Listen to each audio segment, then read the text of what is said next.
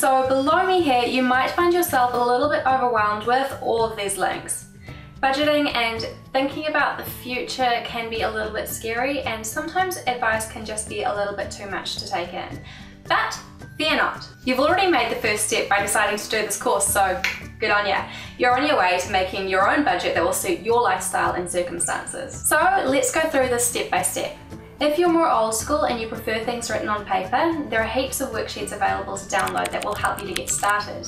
We've already got a few listed below, so make sure to check these out. Or if you're more technologically inclined, there are heaps of apps available on both Apple and Android app stores, so all you have to do is search budget, download a couple and play around with them until you find one that suits you.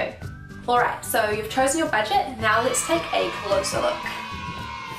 One big problem a lot of people find is where to begin. Luckily, if you have a good template at hand, it's easier than you'd think, though it does take some time and effort. Let's start with your income.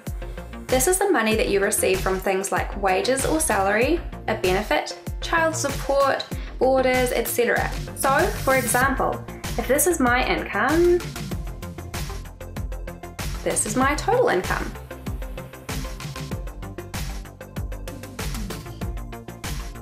Next, weekly expenses.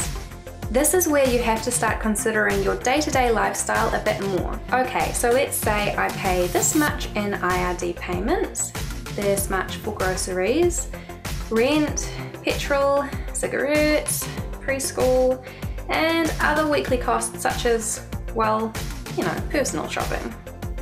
So let's write down the total here.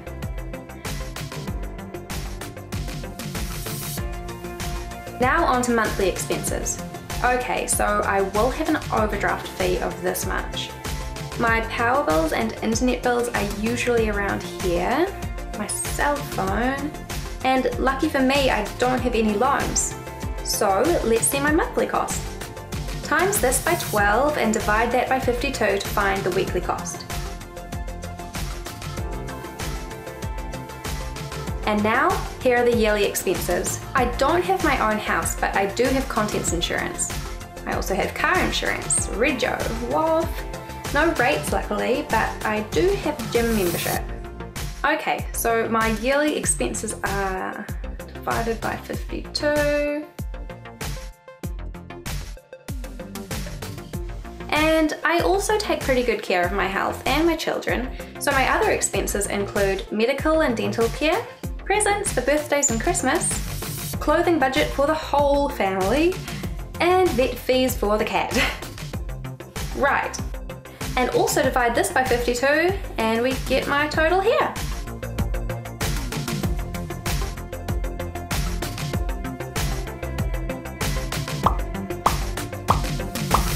Yes, as you can see, my total expenses are less than my income. So what's left over? Okay, not so much. Well, it's better than nothing, but I think I can do better. So while I have a look at how I can minimize my unnecessary spending, why don't you have a look at making your own budget? And we'll see you very soon.